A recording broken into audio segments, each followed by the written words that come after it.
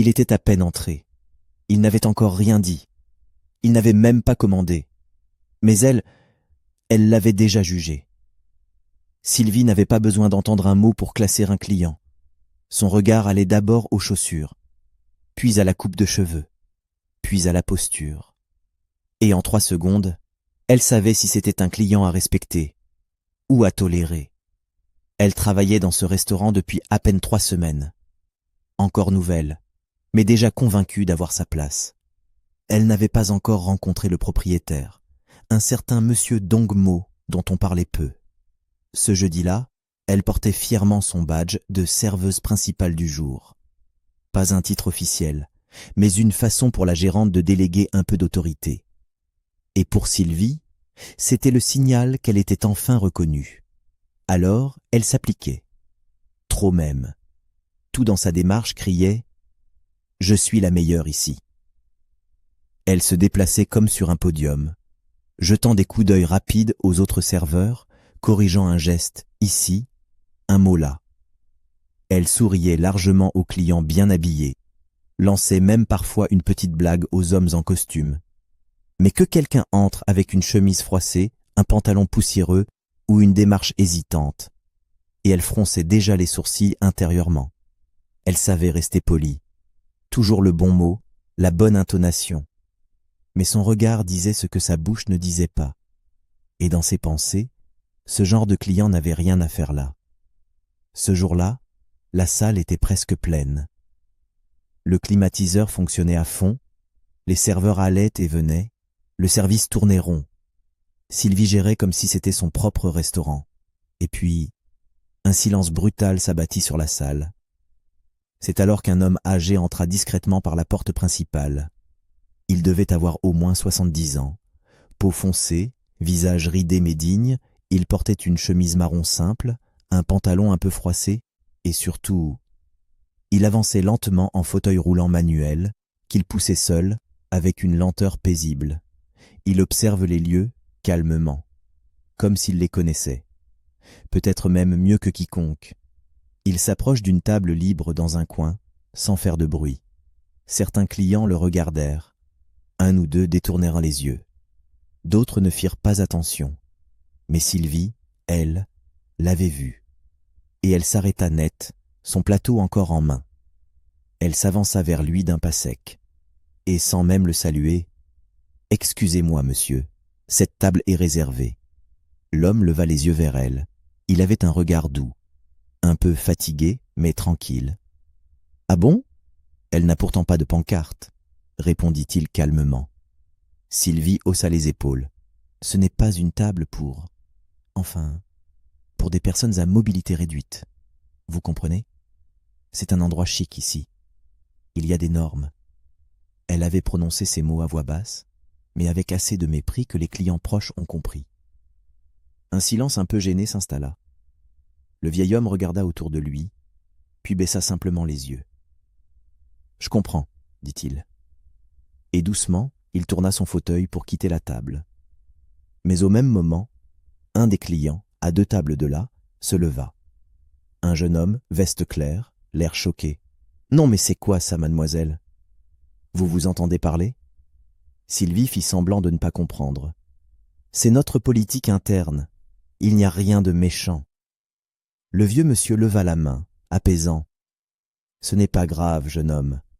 Ce n'est pas la première fois que ça m'arrive. » Puis il ajouta en regardant Sylvie dans les yeux. « Mais ce sera la dernière fois ici. » Sylvie sourit, un peu nerveuse. « Ah bon ? Et pourquoi donc ?» L'homme ne répondit pas. Il fit signe à un serveur plus jeune, plus discret, qu'il avait reconnu. Celui-ci s'approcha, et d'un ton respectueux. « Monsieur Dongmo, vous voulez que je vous installe dans le salon privé ?» Sylvie tourna brusquement la tête. « Attendez, comment vous l'appelez ?» Le serveur hésita. « C'est monsieur Dongmo. »« Et alors ?» répondit-elle sèchement. « C'est le propriétaire. » Mais Sylvie, d'abord figée, regarda le vieux monsieur, puis le serveur, puis encore l'homme. Son visage perdit un peu de sa superbe.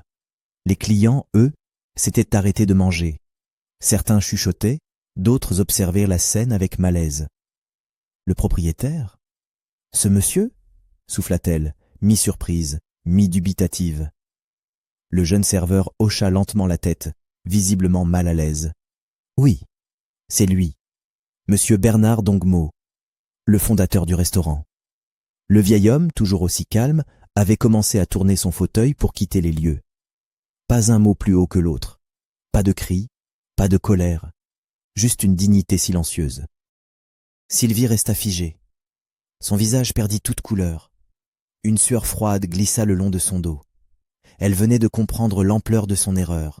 Son cœur battait à tout rompre. Que va-t-il se passer maintenant? Allait-elle perdre son poste? Elle n'osait plus bouger, ni parler. La peur, sourde et brutale, s'était installée en elle. Et c'est à ce moment-là qu'une voix ferme résonna dans le restaurant. « Sylvie, tu peux m'expliquer ce que je viens d'entendre ?» C'était Madame Bona, la gérante, arrivée précipitamment après avoir été alertée. Elle s'avança, visage fermé. « Tu as vraiment refusé de servir ce monsieur ?»« Je ne savais pas que c'était lui, madame, » balbutia Sylvie. « Et même si ce n'était pas lui ?» coupa la gérante. « Tu crois qu'un homme en fauteuil roulant ne mérite pas d'être servi ?» Sylvie ne répondit pas. Elle commençait à sentir le sol se dérober sous ses pieds.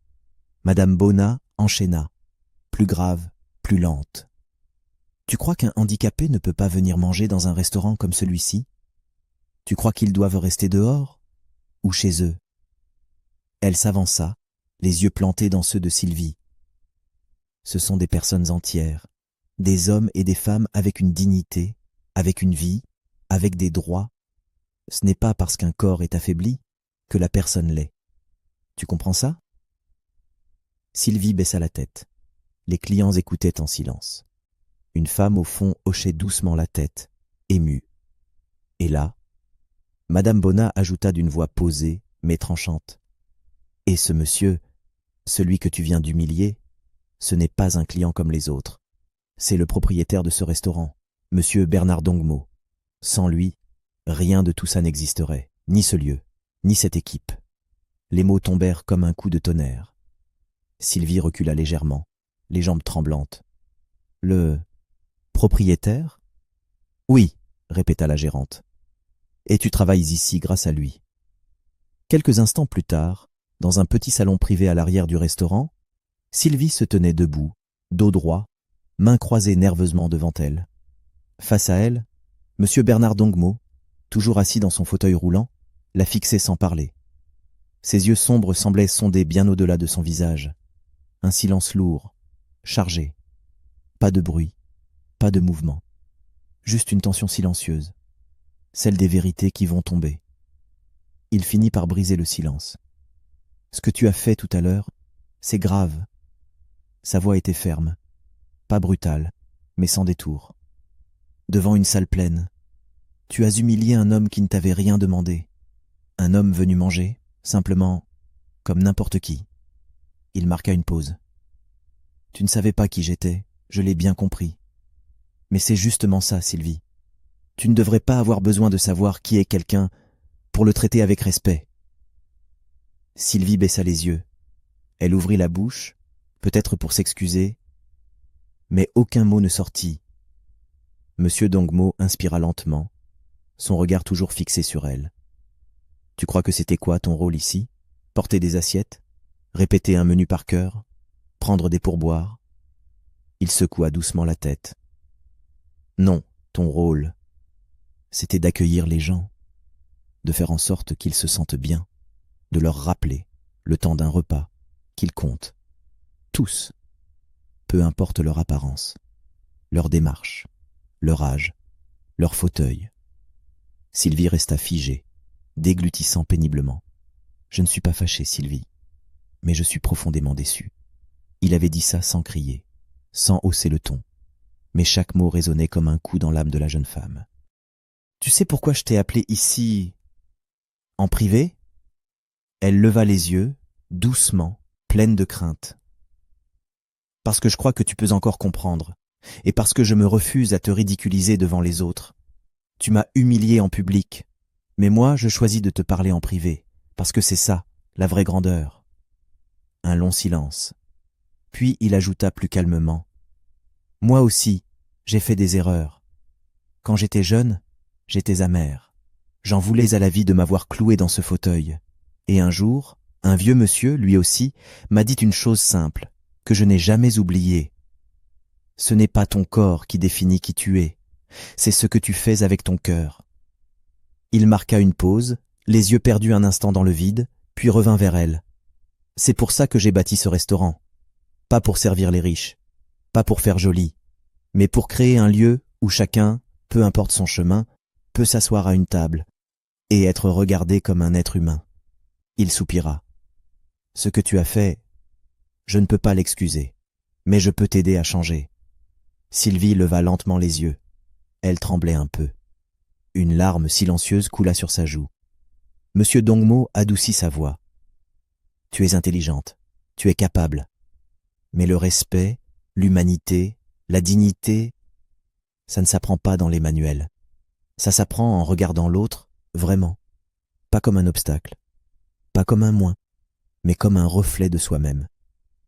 Il fit rouler légèrement son fauteuil vers la porte, puis s'arrêta une dernière fois, tournant légèrement la tête. À partir d'aujourd'hui, je veux te voir différemment. Mais pour ça, il faut d'abord que toi, tu choisisses de voir le monde autrement. Et sans un mot de plus, il quitta la pièce, en silence, laissant Sylvie seule, debout, le cœur bouleversé, les mains tremblantes.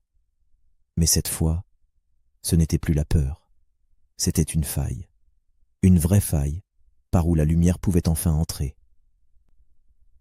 Quelques heures avaient passé, le service du midi était terminé, et la salle, désormais vide, n'avait gardé que le silence comme témoin du tumulte de tout à l'heure. Dans le bureau vitré situé au fond du restaurant, Madame Bona se tenait face à Monsieur Dongmo, droite, les bras croisés, le visage grave. Elle n'avait pas encore digéré ce qui s'était passé. Elle avait vu, elle avait entendu, et ce qu'elle avait vu l'avait profondément blessée. Mais Bernard Dongmo, lui, restait calme, comme toujours. Assis dans son fauteuil, les mains croisées sur les genoux, il parlait avec lenteur, pesant chaque mot. « Ce n'est pas le genre de choses qu'on laisse passer, Bona. »« Je sais, monsieur, » répondit la gérante. « Mais que voulez-vous qu'on fasse? La renvoyer? Lui infliger une sanction exemplaire ?» Il secoua doucement la tête. « Non, ce serait trop facile. » Madame Bona le regarda, un peu surprise. « Trop facile? Oui. On a tous eu 25 ans. On a tous fait des erreurs. Mais ce qui compte, c'est qu'est-ce qu'on en tire? Qu'est-ce qu'on devient après l'erreur? » Il marqua une pause. « Je veux lui donner une chance de se voir, de se revoir dans le miroir de ses propres actes. Mais pour ça, elle doit d'abord quitter la salle. » Une suspension? Non, pas une sanction officielle. Juste une mise à l'écart. Elle ne servira plus en salle pour un temps. Elle restera à l'arrière, en cuisine. Elle nettoiera, aidera, observera, et surtout, elle réfléchira. Madame Bona fronça les sourcils. Et si elle ne change pas? Monsieur Dongmo sourit. Alors elle restera là-bas.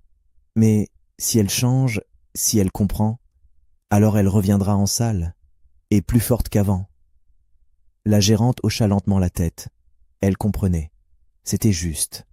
Pas facile, mais juste. Le lendemain matin, Sylvie se présenta comme d'habitude, en uniforme impeccable. Mais quand elle voulut récupérer son bloc de commande, Madame Bona l'arrêta. « Non, Sylvie, aujourd'hui, tu ne seras pas en salle. »« Pardon? À partir de maintenant, tu travailles à l'arrière, en cuisine. Tu aideras le chef Ndongo et l'équipe de nettoyage. Pas de contact client. » Sylvie ouvrit de grands yeux. Sa gorge se serra. « Madame, pourquoi? Ce n'est pas une punition, Sylvie. C'est une pause, une chance de te retrouver. Et surtout, une chance de comprendre ce que tu n'as pas voulu voir. » Sylvie voulut parler, protester, mais les mots ne vinrent pas. Quelque chose en elle s'était brisé depuis la veille. Elle baissa les yeux et simplement hocha la tête. Puis elle partit, en silence. Les jours suivants furent rudes. Finis les allers-retours entre les tables. Fini les sourires superficiels, les pourboires, la sensation d'être au-dessus. Sylvie pelait les pommes de terre, nettoyait les sols, servait les plats aux passes. Elle observait aussi. Elle observait les autres serveurs, leur patience, leur attention. Elle entendait les éclats de rire des clients, leurs remerciements, leurs regards reconnaissants. Et petit à petit, quelque chose changeait. Elle repensait à M. Dangmo, à ses paroles, à la douceur avec laquelle il l'avait recadré, à la dignité avec laquelle il avait supporté l'humiliation. Un matin, en cuisine, elle vit un vieux monsieur entrer, appuyé sur une canne. Il souriait timidement à un jeune serveur. Elle sentit son cœur se serrer. Elle détourna le regard, puis se reprit, et sortit, pour la première fois depuis plusieurs jours, une assiette à la main, qu'elle déposa sur le passe avec un mot qu'elle n'avait plus prononcé depuis longtemps. « S'il vous plaît, bon appétit. » Il était un peu plus de 9 heures ce matin-là. Le soleil baignait doucement le hall du restaurant de ses lueurs orangées. Sylvie, elle, était déjà là depuis longtemps. Elle avait nettoyé les couverts, arrangé les assiettes, préparé les menus. Même si elle n'était plus affectée en salle, elle se montrait chaque jour aussi dévouée qu'avant. Peut-être même plus. Elle était en cuisine, en train de ranger quelques plateaux, quand une voix calme l'interpella derrière elle. « Sylvie, tu as un moment ?» Elle se retourna brusquement. C'était Madame Bona. La gérante lui fit un petit signe de la tête. « Viens avec moi, s'il te plaît. » Sans un mot, Sylvie la suivit jusqu'au petit salon réservé au personnel. Une pièce discrète, à l'écart du tumulte de la salle. Madame Bona l'invita à s'asseoir, puis prit place en face d'elle, un bloc-notes à la main. L'atmosphère était sérieuse, presque solennelle. Elle la regarda quelques secondes, puis elle posa simplement le bloc sur la table, sans l'ouvrir. « Sylvie, je voulais te dire quelque chose. » La jeune femme se redressa légèrement, attentive. « Ces dernières semaines, on a tous vu la différence. Pas seulement moi, même les clients. Certains sont venus me dire que la fille souriante qui les accueillait leur avait redonné envie de revenir. » Elle marqua une pause, puis sourit. « Cette fille, c'est toi. » Sylvie baissa les yeux. Un petit souffle d'émotion lui échappa. Madame Bona poursuivit plus posément. « Tu as beaucoup appris, Sylvie, et tu as montré que l'on pouvait non seulement s'améliorer, mais grandir. » Elle se pencha un peu en avant. « C'est pour cela que dès demain, tu reprendras officiellement ton poste en salle. » Sylvie releva les yeux, les lèvres entr'ouvertes. « Sérieusement, madame ?» La gérante hocha la tête. « Oui. » Un silence. Les larmes montèrent aux yeux de Sylvie, mais elle les ravala dignement. « Merci, merci infiniment, madame. Je ne m'y attendais pas. » « C'est mérité, Sylvie. Tu as semé le respect, tu récoltes la confiance. » La gérante se leva, lui tapota l'épaule avec un sourire, puis sortit sans ajouter un mot. Et Sylvie resta là, immobile, le regard dans le vide, mais le cœur empli d'une fierté nouvelle. Le lendemain, il était un peu plus de midi, l'ambiance était calme, presque paisible. Les serveurs allaient et venaient, les assiettes circulaient, les conversations aussi. Et au centre de tout cela, Sylvie. Elle n'était plus la même. Depuis sa réintégration en salle, elle ne servait pas seulement des plats. Elle servait des sourires, de l'attention, du respect. On la sentait plus calme, plus présente, plus humaine. Même les clients les plus exigeants semblaient se détendre sous son regard désormais bienveillant. Ce jour-là, alors qu'elle venait de déposer un plat en cuisine, la porte s'ouvrit. Un homme entra. Il avait la barbe grisonnante, les chaussures poussiéreuses, un pantalon un peu délavé et une chemise qui semblait avoir connu de meilleurs jours. Sa casquette fatiguée couvrait à peine ses cheveux emmêlés. Il avançait lentement, les yeux hésitants, comme s'il avait peur d'être à la mauvaise place. Quelques têtes se tournèrent. 2 dames près de la vitrine échangèrent un regard moqueur. Un serveur recula discrètement vers l'arrière. « Mais Sylvie ?» Elle s'approcha. Elle ne plissa pas les yeux. Elle ne fronça pas les sourcils. Elle sourit. Bonjour, monsieur. Bienvenue. Vous êtes seul? Vous préférez une table en coin ou près de la fenêtre? L'homme hésita, surpris. Il regarda autour de lui, puis la regarda elle. Ce n'était pas du mépris qu'il y voyait. C'était une vraie chaleur, une sincérité presque déroutante. Une table discrète? Si c'est possible, murmura-t-il. Bien sûr, venez par ici. Elle le guida vers une table confortable, lui tira la chaise avec respect, lui tendit le menu. Prenez votre temps. Si vous avez des questions, je suis là. Elle s'inclina légèrement et repartit en salle. Un silence étrange s'installa dans la tête de certains clients. Certains l'avaient reconnue, celle qui autrefois avait refusé un simple fauteuil. Mais aujourd'hui, elle avait accueilli un homme presque vêtu comme un mendiant, avec une classe, une dignité, une simplicité qui en disait long. Elle n'était plus celle qu'elle avait été. Plus tard dans la soirée après le service, la salle était vide, silencieuse. Les dernières lumières du restaurant venaient d'être éteintes. Dans le petit bureau du fond, Sylvie attendait. Madame Bona lui avait demandé de patienter quelques minutes après le travail. Elle avait changé sa tenue de service, mais elle n'avait pas changé d'attitude. Elle était droite, calme, mais un peu inquiète. On frappa doucement à la porte. Elle se leva. C'était Monsieur Dongmo. Il entra lentement avec son fauteuil roulant, l'air fatigué mais paisible. Il ne portait plus son air distant. Il la regarda quelques secondes, puis sourit. « Bonsoir, Sylvie. »« Bonsoir, monsieur. » Un court silence, puis il prit la parole. « Tu sais, quand quelqu'un change vraiment, ça se voit. Et toi, je t'ai vu. » Il s'avança légèrement, les mains posées sur ses genoux. « J'ai vu la façon dont tu accueilles les clients aujourd'hui. Pas seulement avec le sourire, mais avec le cœur. » Elle ne répondit pas. Ses yeux brillaient déjà. « Tu sais, le respect, ce n'est pas ce qu'on affiche devant les puissants, c'est ce qu'on offre à ceux qu'on ne connaît pas encore. Et toi, tu es en train de devenir une femme qui respecte d'abord, puis qui sert ensuite. » Il s'interrompit, puis ajouta « Je me souviens de la Sylvie d'il y a quelques semaines, rapide, efficace, mais fermée, méfiante, froide. » Il hocha la tête.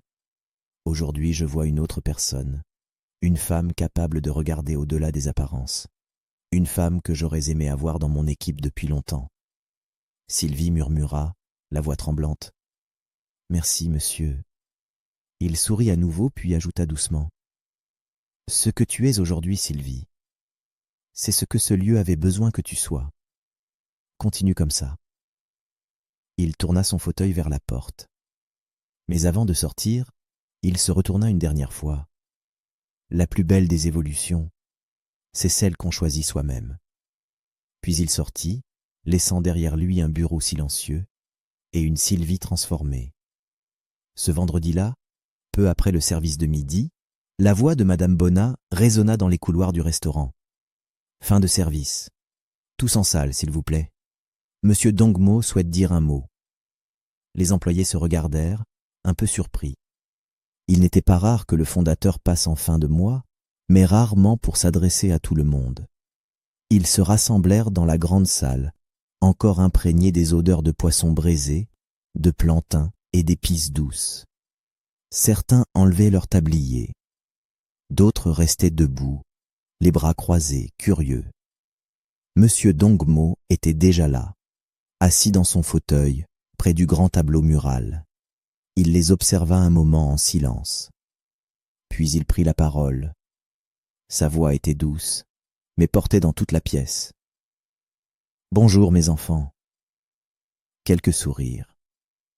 Quelques « bonjour, patron » murmurés en retour. « Je ne vais pas parler longtemps, juste assez pour que chacun reparte d'ici avec un mot dans le cœur. » Il regarda calmement autour de lui, puis ses yeux s'arrêtèrent sur Sylvie. « Vous savez, il y a quelques semaines, j'ai été humilié ici, dans mon propre restaurant. Et ce n'est pas la première fois que ça m'arrive dans la vie. » Un silence se posa. Tous savaient de quoi il parlait. Il poursuivit, les mains croisées sur les accoudoirs. Mais ce jour-là, j'ai choisi de ne pas réagir avec colère, parce que le respect ne se mendie pas, il se révèle. Et parfois, il faut tendre un miroir pour que l'autre se voie lui-même. Il fit une pause. Aujourd'hui, je suis revenu, et j'ai observé, discrètement. J'ai vu les sourires, le soin dans le service, l'attention aux petits détails. Et j'ai vu une personne qui a changé. Les regards se tournèrent instinctivement vers Sylvie. Elle baissa doucement les yeux. Cette personne, c'est toi, Sylvie. Elle leva lentement la tête, les yeux humides. Tu es passé de l'arrogance à l'humilité, du jugement à l'écoute, et c'est exactement ce que j'ai toujours voulu enseigner ici. Il se tourna vers Madame Bonnat. C'est pour cela que j'ai demandé qu'on te confie plus de responsabilités. Il la regarda à nouveau. À partir de lundi, tu deviendras officiellement responsable de salle. Non pas parce que tu es parfaite, mais parce que tu as su grandir. Un petit souffle parcourut l'équipe. Certains applaudissaient déjà doucement. D'autres souriaient en hochant la tête. La grandeur ne se mesure pas à ce que l'on possède, mais à la manière dont on traite ceux que l'on croit plus petits que soi. Il termina avec un sourire simple. Et toi, Sylvie, tu es devenue grande, précisément le jour où tu as cessé de vouloir le prouver. Il fit un léger signe de tête. Puis Madame Bonnat conclut, d'un ton plus formel, « Merci à tous. On reprend le travail, avec plus d'humanité que jamais. » Sylvie, elle, restait debout, droite, mais profondément touchée. Ce jour-là, elle n'avait pas simplement eu une promotion. Elle avait retrouvé sa place, et surtout, sa valeur. Quelques jours plus tard, un client âgé entra, accompagné d'un petit-fils en bas âge. Le vieil homme marchait difficilement, la main posée sur une canne en bois, le visage tiré. Sylvie s'approcha immédiatement. « Installez-vous ici, papa, c'est plus tranquille, et la lumière est douce. Si vous avez besoin de quoi que ce soit, je suis là. » Le vieillard leva les yeux, un peu surpris, puis il sourit, touché. Au loin, assis dans un coin discret de la salle, M. Dangmo observait. Il ne disait rien. Il n'intervenait pas. Il regardait simplement, et il souriait. Parce qu'il savait que ce restaurant n'était plus seulement un lieu où l'on mangeait bien. C'était devenu un lieu où l'on se sentait vu, accueilli, considéré. Et Sylvie, elle, n'était plus cette serveuse dure, pressée, un peu hautaine. Elle était devenue une présence, une force tranquille, une voix qui rassure, une main qui guide. Et souvent, à la fin de la journée, quand les clients étaient repartis, qu'elle rangeait les couverts en silence, il lui arrivait de sourire seule, en repensant à cette journée où elle avait voulu chasser un vieil homme en fauteuil roulant. Aujourd'hui, elle savait, le respect ne dépend pas de la tenue d'un homme, ni de ses jambes, mais de ce qu'il porte en lui. Et parfois, c'est justement ceux qu'on pense les plus insignifiants qui nous élèvent sans jamais hausser le ton. Avant de vous laisser, souvenez-vous de ceci. Il n'y a pas de petits clients, il n'y a pas de visage trop simple, ni de fauteuil roulant qui mérite moins d'attention. Le respect, ce n'est pas un privilège qu'on accorde, c'est un droit qu'on reconnaît. Et parfois, une seule erreur, un seul mot de travers, peut blesser plus qu'on ne le pense. Cette histoire est une leçon pour tous ceux qui travaillent avec le public, pour rappeler qu'un jour, celui que vous méprisez pourrait bien être celui qui vous tendra la main. Et vous, avez-vous déjà été jugé sur votre apparence? Ou peut-être avez-vous vous-même mal jugé quelqu'un avant de découvrir sa vraie valeur? Si vous avez aimé cette histoire, laissez un like. Abonnez-vous à HD Story, la chaîne des récits humains et des leçons de vie inspirantes. Et partagez cette vidéo avec quelqu'un qui pense encore qu'on ne peut pas renaître après une erreur. Prenez soin de vous. Et à très bientôt pour une nouvelle histoire.